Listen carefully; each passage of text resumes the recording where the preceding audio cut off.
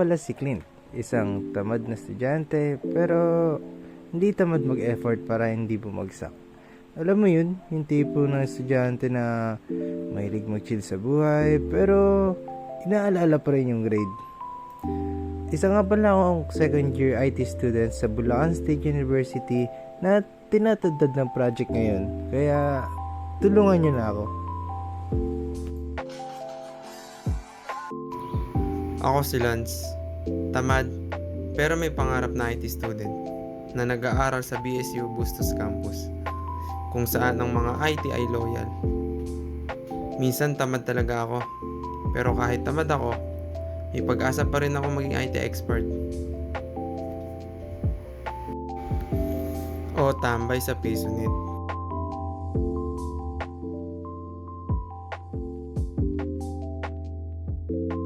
Hi!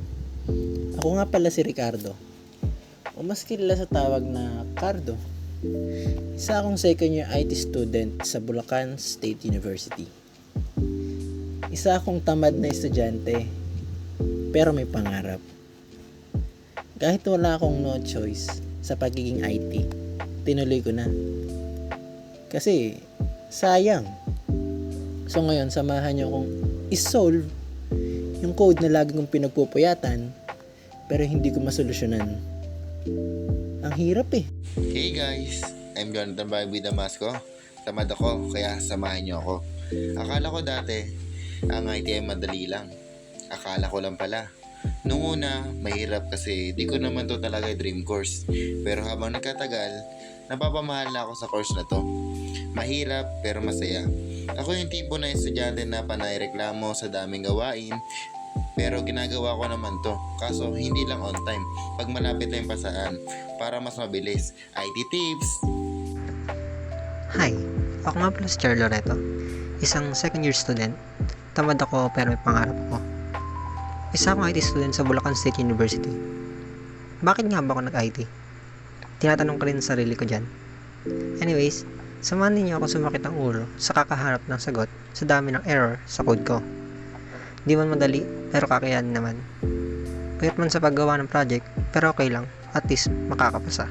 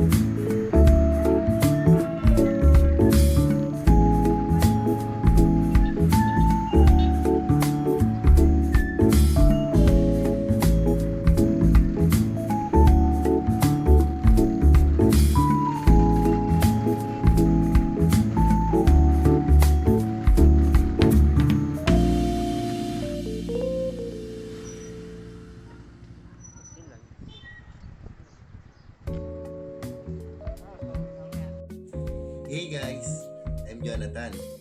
This is a day in my life as a second year IT student. Tamad Edition! So yun guys, kakagising ko lang. Binuksan ko lang muna yung bintana ko para magkaliwanag. And ngayon, nagtitiklop na ako. Medyo na-late ako ngayon guys. Gawa kasi yung project kagabi. Dito guys, kakatapos ko lang maligo. Outfit check muna bago pumasok. Dito guys, ilalabas ko na yung motor ko sa aming garahe. Nagdala ko na yung jacket kasi medyo mahaba yung biyahe. Baka mainitan ako mamaya. Dito guys, sinarado ko na. Tapos kinuha ko yung helmet ko para safety first. Bye bye guys, papasok na ako sa school namin.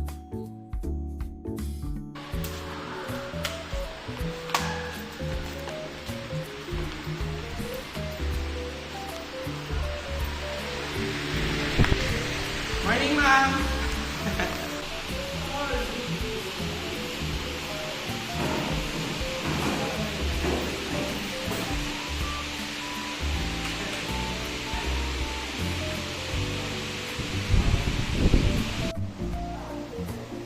Sige po, ma'am.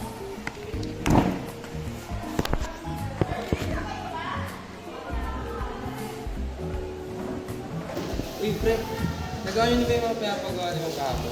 Hindi pa nga, hindi ko pa nga lang ginagawa eh. Meron ba? Oo, ginawa ko. Napuyat niya ako kagabi. Madali naman ba? Okay na lang. Pakopya ako, pre. Ako din.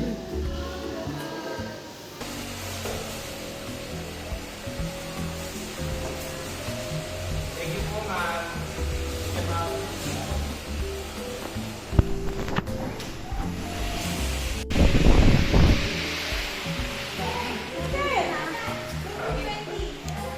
Tapos lang na klase.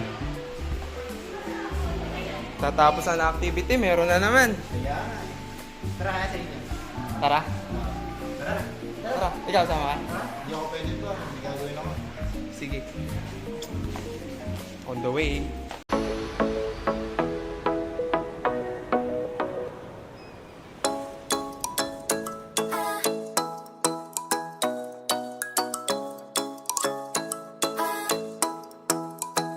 Ikaw ay nasa layan sa di inakalang panahon.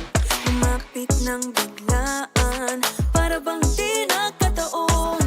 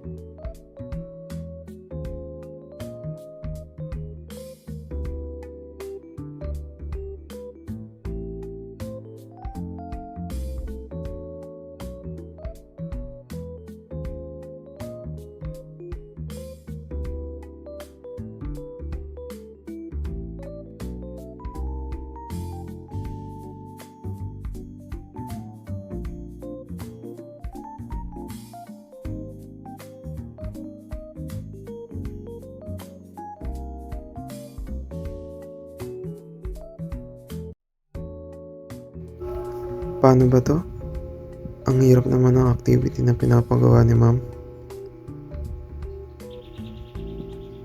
Gawa nga akong Gmeet. Tatanong ako sa kanila.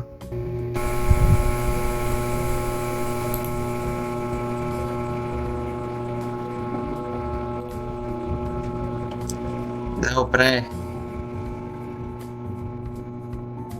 Pre. Ay, pre. Yan. Nagawa nyo na ba to? Wait lang ipe-present ko.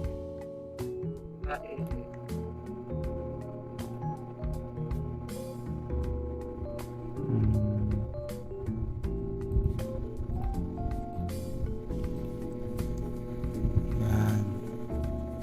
Kita nyo na?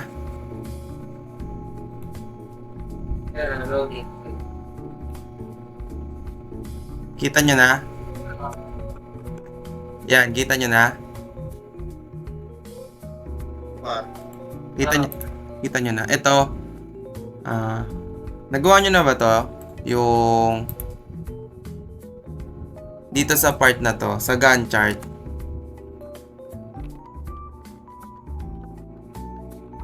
Ito, yung pagtatapat-tapatin mo, yung mga time dito sa baba niya.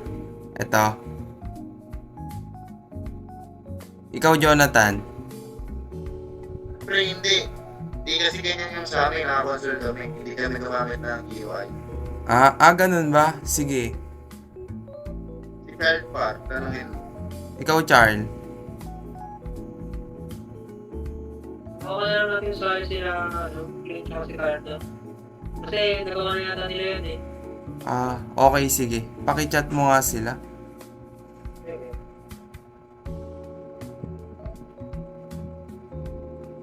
Kaya lang natin.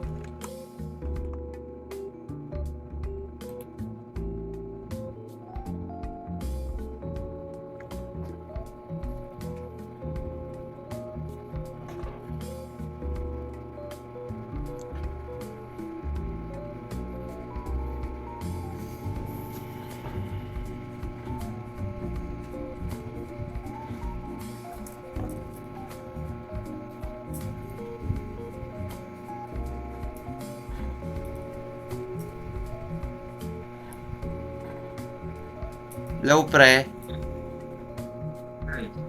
Uy, pre. Ay. Nagawa nyo na ba ito ni Ricardo? Wait lang ipe-present ko lang.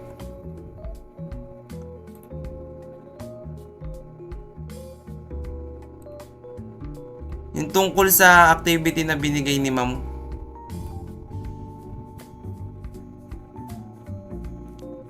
Kita nyo na?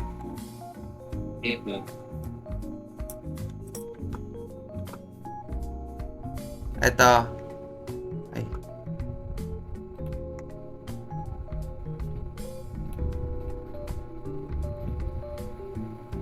Yan. Dito pre, sa part na to, yung sa paglabas nung Gantt chart, ito. Diba kailangan magkakatapat dito sa may end-to-end nung column dito sa may mga process. Paano kaya to? Teka lang, ano ba yan? Isang table lang ba yan? Ano pre, dalawa na sila. Ito. Ito. Pinag-iwalay mo na?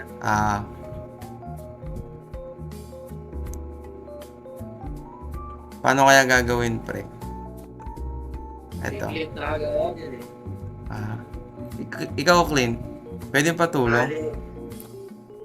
Kasi yung, di ba may gadget ka na sa taas, yung kung nasan yung mga process. Kunin mo yung weight ng column ng isa doon. Okay. Tapos, ibawas mo yung kalahati sa left side. Okay. Tapos, dagdagan mo ng isang buong column sa right side. Okay. Bale, babawasan mo lang yung sa may set bound nung pangalawang table. Dito sa set bounds nung sa may baba kong table. Ito. Dun sa may numbers na baba. Okay. Yun lang. try mo na lang. Tapos, tanong mo na lang sa akin kung gumana. Pag di gumana, tanong mo na lang sa akin. So tama lang pala tong ginawa ko ng column width. Kinoment ko lang siya, kala ko kasi mali. Bale, ikaabit mo na lang yan dun sa set bounds. Dito sa baba. Okay pre, maraming salamat ha. Sige pre. Yan. Gagawin ko muna siya and kita-kits na lang bukas.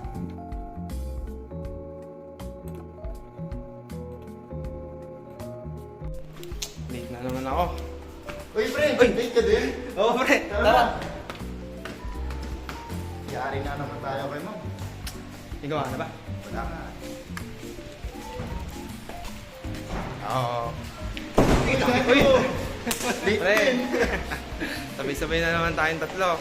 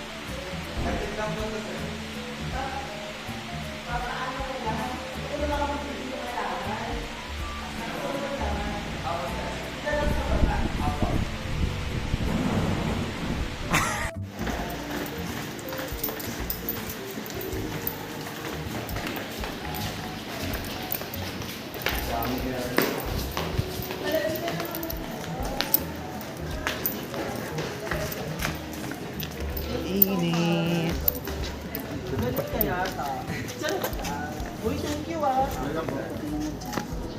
Thank you po. No. Nakautusan kami ni Sir. Ganda ng alaman ni sir mo. Siyempre.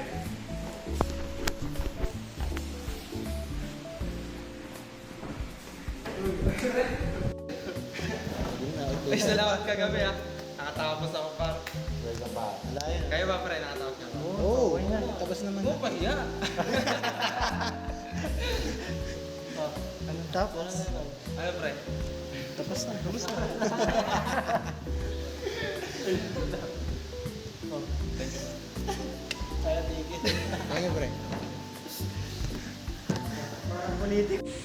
Maraming problema ang mapapagdadaanan natin. Nakadepende na lang sa'yo kung paano mo ito haharapin at paano mo susolusyonan. Bilang isang IT student, syempre marami ang nagiging problema, pang sarili man or sa eskwela. Sa pagko-code, hindi lang puro smooth running code. Syempre, bago mo magawa yan, madaming error. Kamuna pag-aralan sa paggawa ng mga project, isa na ang pagpupuyat. Sa mga ginagawa natin, makatapos lang. So, paano nga ba natin susolusyonan ang mga ganitong bagay? Pwede kang gumamit ng time management. Hindi lang sa gawain, pati na rin sa sarili natin. Pwede kang gumamit ng 8-8 hours. 8 hours for sa pamilya at kaibigan mo. 8 hours para sa pag-aaral, para hindi ka magka-information overload at ma-burnout agad. At huling 8 ay 8 hours na tulog. Okay lang naman magpuyat, pero lahat ng kulang at sobra ay masama. Alam kong minsan di agad nating magagawa ng paraan yung mga error at bug sa mga ginagawa nating system. Pero wag sana nating kalimutan, alagaan ang sarili. Pwede ka din naman gumawa ng to-do list mo para naman productive ka sa buong araw mo. And lastly, seek help sa mga kaibigan at kaklase. Huwag mo sarilihan ang mga error mo. Pwede kang humingi ng tulong sa mga klase mo. Tandaan mo, mas gumagaan ang trabaho pag pinagtutulungan. Kaya, huwag mahihiyang magtanong kung may right ment ba nito. Eme lang.